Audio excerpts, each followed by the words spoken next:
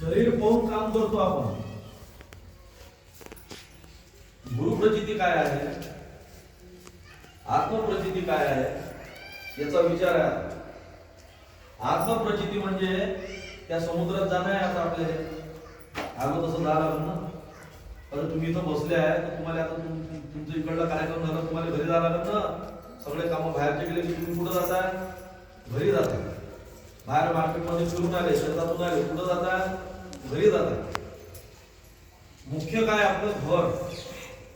असं हे देह जो आहे, असे किती वस्त्र आपण टाकत गेले तर याचा काही पता नाही आहे. याचा पता नाही आहे.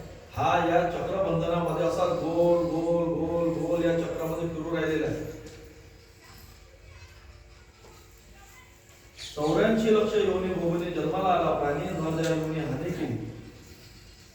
त्यातही एक एक योनी कोटी कोटी वेळा तेव्हा लागेल वारा मानवाचा.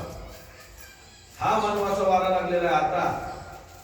आणि तेही पूर्ण मानवी शरीर भेटलेलं आपल्याला. कसं शरीर भेटलंय? पूर्ण मानवी शरीर भेटलंय. म्हणजे आपल्याला